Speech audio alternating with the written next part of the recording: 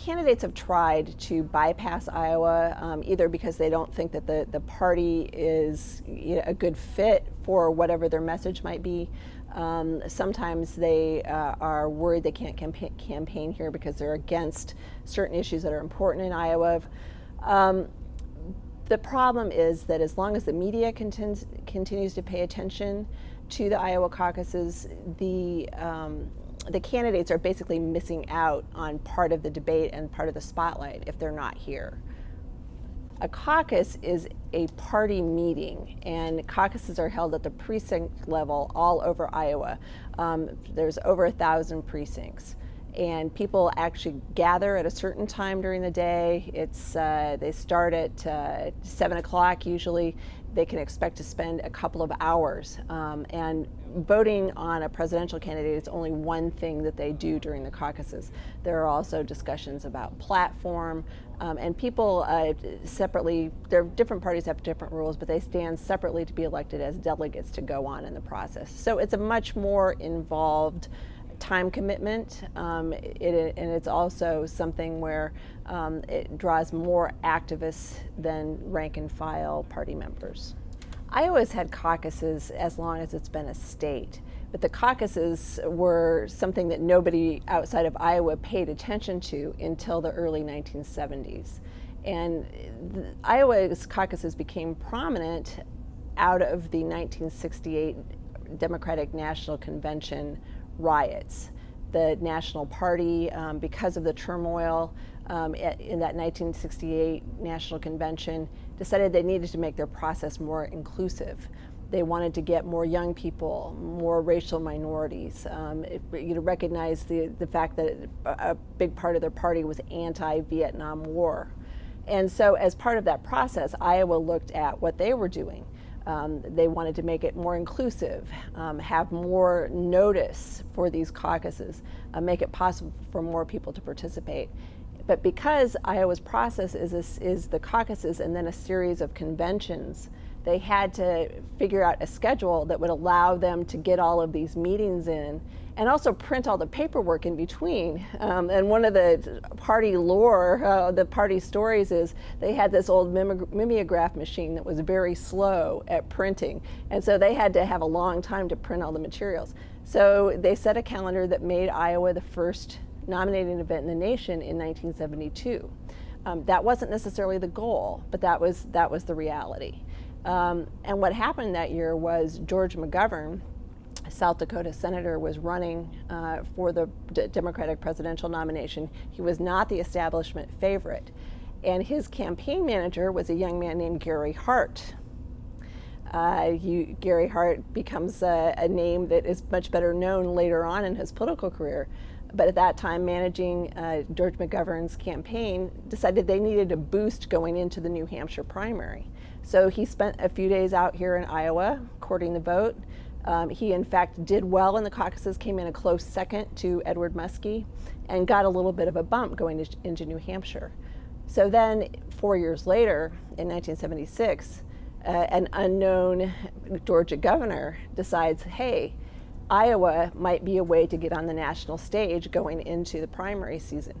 So Jimmy Carter comes out to Iowa, wins the caucuses, and is launched to the White House. And from there, Iowa could never be ignored again. The Iowa caucuses have really grown from 1976. It started in 76, the Republicans decided to start having their caucuses on the same day as the Democrats, and so both parties have caucused since then. The only year that Iowa didn't really have a competitive caucus race was in 1992. That's when Senator Tom Harkin, who is from Iowa, decided to run for president, and all the other Democrats just decided not to campaign in Iowa. So Harkin didn't make it to the nomination, but there wasn't much of a caucus campaign because of that. Now, we'll find out later that in 2008, when Iowa's governor ran for president, his fellow Democrats did not give him the courtesy of Iowa. He was in fact inundated with other candidates in Iowa and dropped out early. So that Iowa courtesy happened only once and probably never will again. Iowa has become mostly, not really a rocket to the White House for presidential candidates. It's more known for winnowing the field. So The old adage was there's 3 tickets out of Iowa: first class, coach, and standby. And that just means that you have to do well in Iowa to have a good chance of making it to the nomination. So first 3 or first 4 places, depending on how many candidates there are. Typically candidates who don't do well in Iowa have dropped out. At least 1 or 2 candidates have dropped out after Iowa. Iowa is also a place historically where the establishment favorite or the national frontrunner often gets a little air let out of him because you have a situation again where I said you have activists who are either more liberal or more conservative than the party, generally speaking. So Iowa oftentimes does not reward the person that the nation, the national party, the bigwigs, whoever they are, think ought to be president.